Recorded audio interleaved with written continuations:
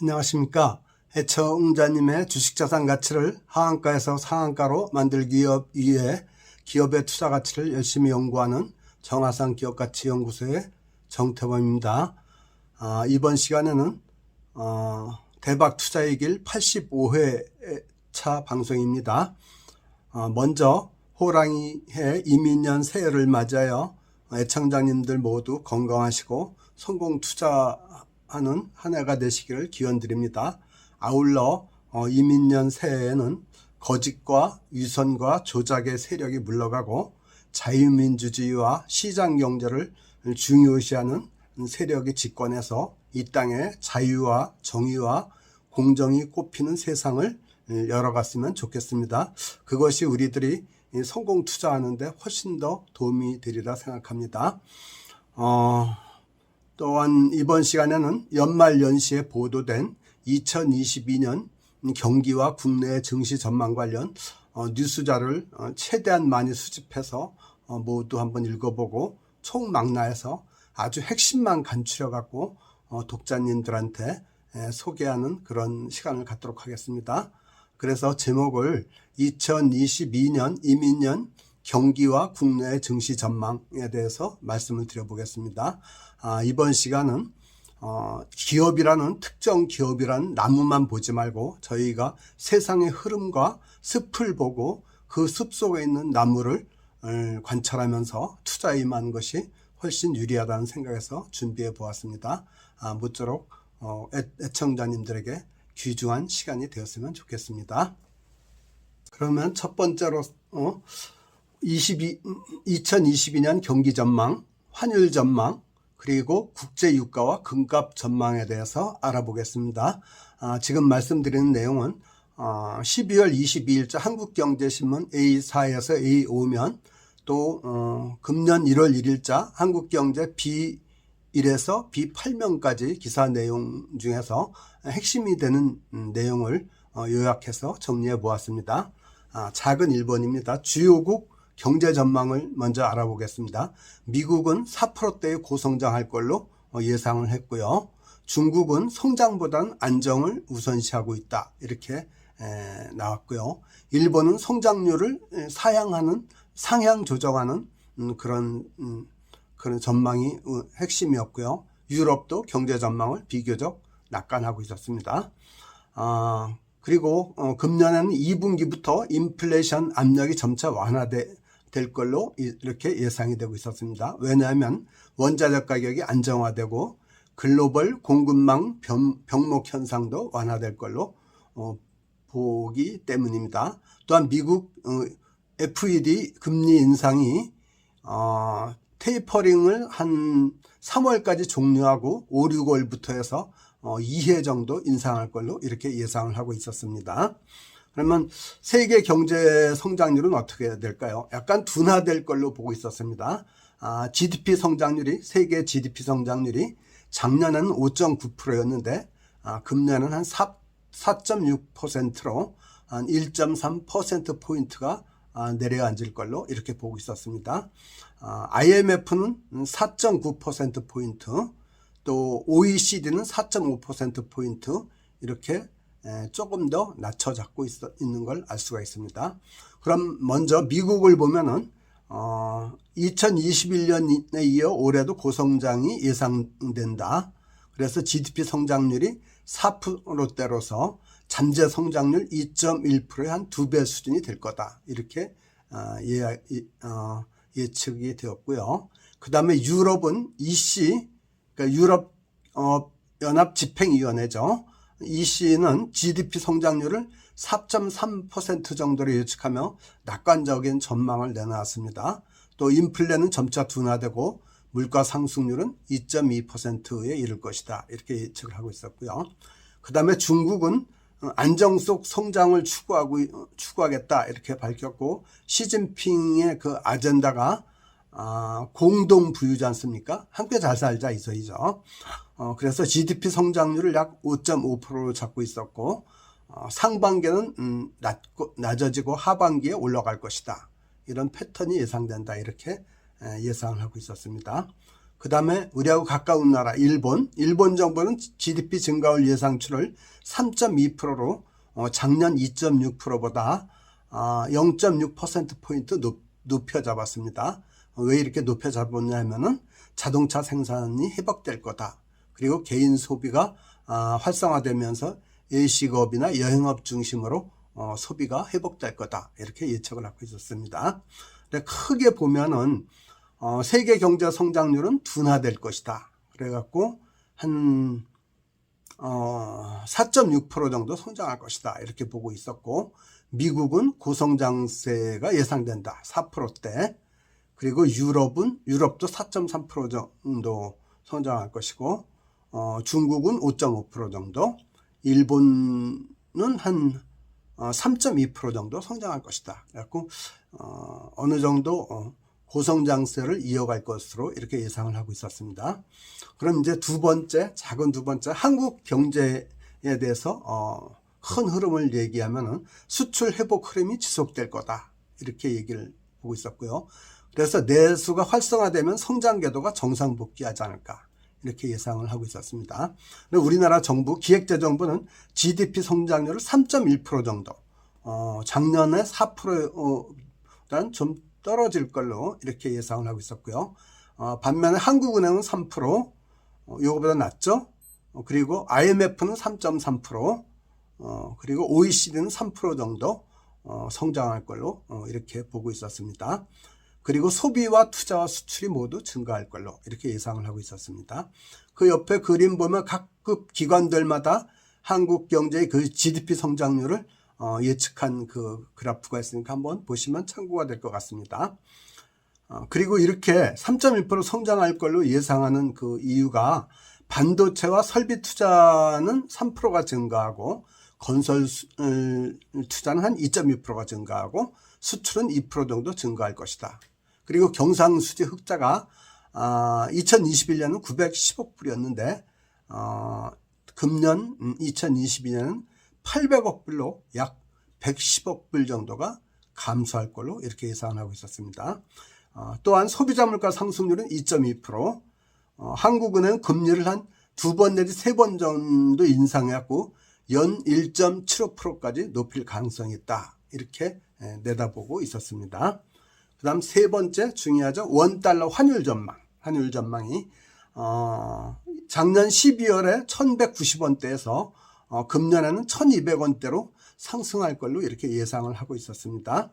근데 이 상승의 이유가 애환 전문가들이 예측하기를 올해는 달러 가치 강세가 예상된다. 그래서 원달러 환율이 1200원을 초과할 것이다. 그렇게 보기도 했고요. 연평균 환율은 1160원에서 1180원대에 있을 거다. 이렇게 예측을 하고 있었습니다. 이렇게 환율이 올라가는 강세를 달러 환율의 강세를 보일 것을 예측하는 두 가지 이유가 있는데요. 첫째, 미국과 중국이 자국 통화 가치를 높이려는 방향으로 정책 전환을 추진하고 있었고요. 두 번째, 미국이 수입 물가를 하향 안정시켜 갖고 자국 내 중하위 계층의 경제 고통 지수를 낮추기 위해서 달러 강세를 허용하고 있다. 이런 걸 이유로 들고 있었습니다. 이렇게 이제 그러면서 작년에 하반기부터 달러 강세가 나타났죠. 그래서 외국인 투자가 한국 증시에서 이탈을 했어요. 작년에 주식 26조 원어치를 순매도한 걸로, 외국인들이 순매도한 걸로 이렇게 나타났습니다. 그리고 LG경제연구원은 금년에는 상저하고 상반기에는 좀 주식 시장이 안 좋고 하반기에 좋아질 것이다. 이렇게 예상을 했고요. 달러도 상반기에는 1160원, 하반기에는 1170원을 예상하고 있었습니다. 그리고 자본시장연구원은 달러가 일시적으로 1200원도 초과할 수 있다. 이렇게 보고 있더라고요. 그래서 원달러 환율 전망은 내년에는 1200원대에도 뚫을 수 있다. 이렇게 보고 있는 걸로 보이고요. 연평균 환율은 1160원에서 1180원대에 왔다 갔다 할 거다. 이렇게 보고 있었습니다. 그 다음 네 번째, 국제 유가. 또 우리 생활에 굉장한 중요한 영향을 미쳐. 유가는 어떻게 될까에 대해서 보니까 고유가가 지속될 것이다. 2022년은 금년에도. JP 모간은 심지어 배럴당 125달러까지 올라갈 수도 있다. 이렇게 예상을 하더라고요.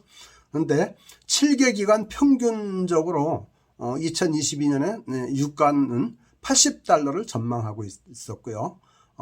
또 경기가 회복할 때는 항공 수요가 폭발해서 배럴당 100달러를 초과할 수도 있다. 이렇게 봤더라고요.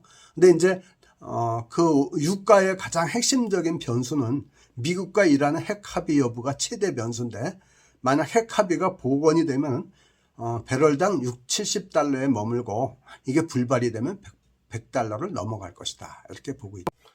그럼 이제 큰 두 번째로 산업별 기상도와 글로벌 증시, 더 이제 좁혀서 한국 증시 전망에 대해서 말씀을 드려보도록 하겠습니다. 먼저 첫 번째 산업별 기상도에서 말씀을 드려보겠습니다. 2022년 금년에 한국 수출액은 역대 최대인 6,509억 불에 이를 것으로 예상을 하고 있었습니다. 그 예상 근거는 반도체는 한 4.2% 정도 수출이 증가하고 비대면 수요가 급증하기 때문에 반도체는 4.2% 정도 수출이 증가하고 바이오 헬스와 2차 전지가 한 6% 정도 증가할 걸로 보고, 친환경차와 고급 브랜드 차가 6.2% 정도 증가할 걸로 보고 있었습니다. 다시 말씀을 드리면은 반도체, 바이오 헬스와 2차 전지, 친환경차가 요런 산업이 유망할 것으로 이렇게 예측을 하고 있었습니다. 그 다음에 정유산업은 물량과 단가의 동시 상승으로 작년에는 61.7%나 수출이 증가했는데 금년에는 한 15.3% 증가할 걸로 이렇게 예상을 하고 있었습니다. 그리고 또 특히 눈여겨봐야 될 것은 국의 미래 기술이 국가 경쟁력을 좌우할 게임 체인저다. 이렇게 보고 있었습니다. 그럼 국의 미래 기술은 뭐냐? 9개의 미래 기술은 뭐냐? 첫째는 AI 반도체입니다. 그리고 두 번째는 SMR, 스몰 원전이라 하죠. 요 SMR은 1월 3일자 오늘 보도에 한국경제신문에 보니까 일면 톱으로 나와 있을 정도로 중요하게 다루고 있습니다. 그래서 제가 작년 12월 달에 소개했던 원자력 발전 계측기 전문 기업 우딘이라는 기업의 주가도 긍정적으로 작용하지 않을까. 그래서 미리 길목을 지켜서 소개해드리지 않았나 이렇게 생각을 해봅니다. 그 다음 세 번째는 메타버스가 또 우리 국가 경제력을 좌우할 중대 기술이다 이렇게 보고 있었습니다. 저는 작년에 그 메타버스와 관련된 기업 이주위익 스튜디오와 셀바스 AI 두 종목을 소개를 해갖고 투자자님들한테 굉장히 좋은 기쁜 소식을 들려준 걸로 생각합니다. 유지익은 주가가 한 5배 정도 상승을 했고 셀바스 AI는 2배 정도 상승한 걸로 이렇게 평가를 하고 있습니다. 그 다음에 네 번째는 소프트 로봇도 핵심 미래 기술이다 그랬죠. 작년에 제가 로봇 관련 기업도 하나 소개를 시켰죠. 아진 엑스텍이라고 로봇 제어기 전문 기업으로 소개해 드린 적이 있죠. 그 다음에 차세대 배터리가 꼽혔고요. 그리고 미래가전도 꼽혔고, 그 다음에 마이크로바이옴, 요건 좀 생소한 말이죠. 마이크로바이옴은 인체의 그 장기 내에 사는 미생물과 관련된 걸 말합니다. 좀 더 자세히 설명을 드리면 미생물, 마이크로브와 생태계, 바이옴의 합성어인데 사람 몸에 사는 미생물과 유전자 정보를 뜻한다고 합니다. 그래서 몸무게 70kg인 성인을 기준으로 해서 약 38조 개의 마이크로바이옴이 장내 미생물이 살고 있다고 합니다. 그래 이 마이크로바이옴에 관한 그 기술도 앞으로 국가 경제력을 좌우할 게임 체인저다 이렇게 보고 있었고요. 그 다음에 양자 컴퓨터와 플라잉카, 나르는 차죠. 플라잉카, 이렇게 9개를 미래의 핵심 기술로, 미래에 우리가 살아갈 세상을 바꿀 핵심 기술로 보고 있었습니다. 그럼 우리 투자자는 이렇게 9개 미래 핵심 기술 중에서 국내에서 아니면 세계적으로 선두를 달리는 기업을 발굴해서 투자하는 게 투자의 하나의 귀중한 그런 참고가 될 것 같아서 이렇게 말씀을 드립니다. 그 다음 두 번째, 글로벌 증시는 어떻게 될 것인가, 글로벌 증시 전망에 대한 기사를 말씀을 드려보겠습니다. 에너지 등 경기 순환주에 초점을 맞추는 게 좋겠다. 그리고 기술주는 5G나 자율주행, AI 분야가 유망할 것이다. 이렇게 크게 보고 있었습니다. 그래서 글로벌 IB들, 글로벌 투자은행들은 예를 들면 골드만삭스나 JP모건이나 이런 데를 말하죠. 이런 글로벌 IB들은 에너지 등 경기 순환주와 경제활동 재개 관련주, 반도체주에 관심을 가지라. 이렇게 조언을 하고 있었고요. 에너지주는 코노코 필립스란 그 회사를 추천을 했더라고요. 석유와 천연가스를 탐사, 개발, 판매하는 다국적 기업이죠. 그리고 경제활동 재개와 관련돼서는 시저스 엔터테인먼트, 이건 카지노주를 말합니다. 미국 주식 중에 이거 두 개를 소개하고 있었고요.